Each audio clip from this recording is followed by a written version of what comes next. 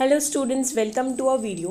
We are going to discuss the bond parameters. हम bond parameters में bond length की definition समझेंगे, then हम bond angle की definition समझेंगे and then we'll understand the definition of bond enthalpy. So start करते हैं bond length से. Bond length क्या होती है? The average distance between the centers of two nuclei of two bonded atoms in a molecule. Suppose ये दो atoms हैं, ये फर्स्ट एटम है, ये सेकेंड एटम है, ये दोनों एक दूसरे से बॉन्डेड हैं. ओके तो इनके जो न्यूक्लियाई का डिस्टेंस होता है, इनके न्यूक्लियाई के जो एवरेज डिस्टेंस होता है, मीन्स ये जो सेंटर से डिस्टेंस है, ये इस फर्स्ट वाले का सेंटर ये है, तो इसका यहाँ से यहाँ तक डिस्टेंस, एंड सेकेंड वाले का सेंटर ये है, इसका यहाँ से यहाँ तक के डिस्टेंस को हम क्या बोलेंगे? बॉन्ड लेंथ बोलेंगे. तो हम बोल सकते हैं कि ये क्या है? आर ए माना जाएगा, बिकॉज अगर हम इसको फर्स्ट एटम कंसिडर करते हैं तो ये आर ए हो गया. इसको सेकेंड एटम कंसिडर कर रहे हैं तो ये क्या हो गया? R B, means radius of B. तो बॉन्ड लेंथ क्या होगा? दोनों के रेडियस का सम. तो R is equal to R A plus R B. So that was it bond length. Now अब हम डिस्कस करते हैं बॉन्ड एंगल क्या होता है.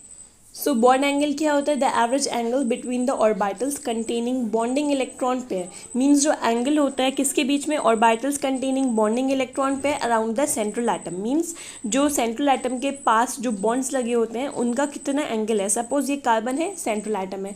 ओके मीन्स जो बीच में एटम आ रहा है वो सेंट्रल एटम हो गया. ये हम डिस्कस कर रहे हैं. CH4 means methane.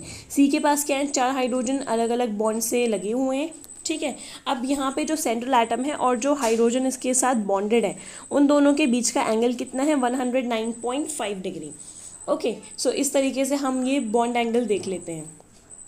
अब हम समझते हैं बॉन्ड एंथैल्पी. ये बहुत इजी है. बॉन्ड एंथैल्पी क्या होता है? The amount of energy required to break 1 mole of bond of a particular type between 2 atoms in a gaseous state. Means gaseous state में जब हम क्या करते हैं? बॉन्ड को ब्रेक करते हैं, 1 मोल ऑफ बॉन्ड को ब्रेक करेंगे, तो उस बॉन्ड को ब्रेक करने के लिए कितनी एनर्जी चाहिए होती है, उसको हम बोलते हैं बॉन्ड एंथैल्पी. बॉन्ड एंथैल्पी को हम रिप्रेजेंट करते हैं delta A H not. Suppose हमारे पास ये H2 है.